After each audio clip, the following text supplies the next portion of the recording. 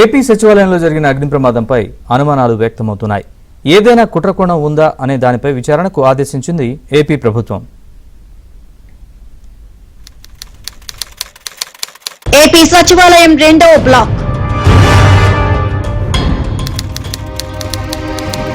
శుక్రవారం ఉదయం 6:25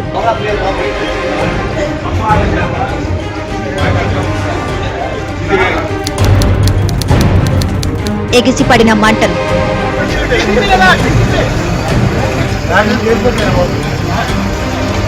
ఈ మంటలు ఏదో షోరూంలోనో లేక కెమికల్ ఫ్యాక్టరీలోనో కాదు. ఏపీ సచివాలయంలోని రెండవ block ground floor battery room లో ఈ ప్రమాదం జరిగింది. భద్రతా వలయంలో ఉండే సచివాలయంలో అగ్ని ప్రమాదం జరగడంపై అనుమానాలు వ్యక్తమవుతున్నాయి.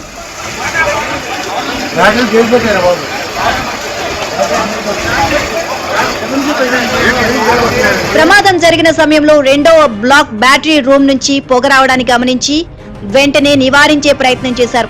అటు ఫైర్ సిబ్బందికి సమాచారం ఇవ్వడం, సచివాలయం ముందు ఉన్న ఫైర్ స్టేషన్ నుంచి వెహికల్ రావడం, మంటలు ఆర్పడం మొత్తం అరగంటలో జరిగిపోయింది.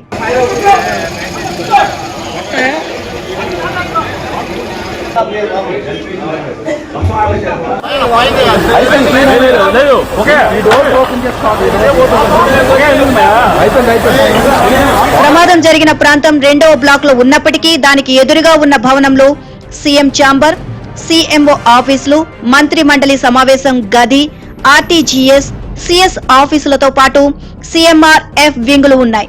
సున్నిత ప్రాంతం కావడంతో ఈ ఘటనను ప్రభుత్వం సీరియస్ గా తీసుకుంది. అగ్ని ప్రమాదం జరిగిన ప్రాంతాన్ని సీఎం చంద్రబాబు పరిశీలించారు. మొదటి బ్లాక్ కు వెళ్లిన సీఎం బ్యాటరీ యూనిట్లను పరిశీలించారు.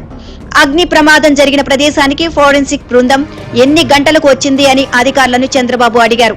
సచివాలయంలో అన్ని చోట్ల భద్రతా ప్రమాణాలన్నీ పాటిస్తున్నారా లేదా అని ఆడిట్ చేయాలి అని సూచించారు. అక్కడ పేరుకుపోయిన చెత్తను చూసి అసహనాన్ని వ్యక్తం చేశారు. చెత్త పేరుకుపోవడంతో అగ్ని ప్రమాదాలు జరుగుతాయి అన్నారు. వెంటనే క్లీన్ చేయాలని ఆదేశించడంతో అధికారులు అక్కడి చెత్తను క్లీన్ చేశారు.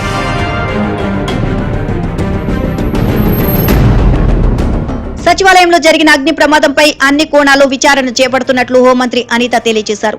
ఏం జరిగిందని ప్రిలిమినరీ రిపోర్ట్ కూడా ఈ రోజు షార్ట్ సర్క్యూట్ వల్ల జరిగిందని ప్రిలిమినరీ రిపోర్ట్ కూడా ఇవ్వడం జరిగింది. అయినప్పటికీ కూడా ఇది పోలీస్ డిపార్ట్మెంట్ వాళ్ళకి కూడా అప్పచెప్పి డిపార్ట్మెంట్ వైజ్ గా కూడా దీని మీద క్లియర్ కట్ ఎంక్వైరీ చేయిస్తున్నాం.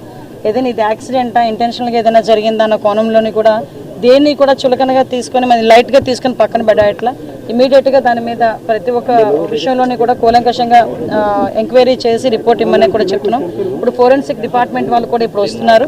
ఫోరెన్సిక్ వాళ్ళు ఇచ్చిన రిపోర్టు, అదేవిధంగా పోలీస్ డిపార్ట్మెంట్ వాళ్ళు ఇచ్చిన రిపోర్టు బేస్ చేసుకుని దాని మీద ఫర్దర్ గా చర్యలు అనేది తీసుకుంటాం.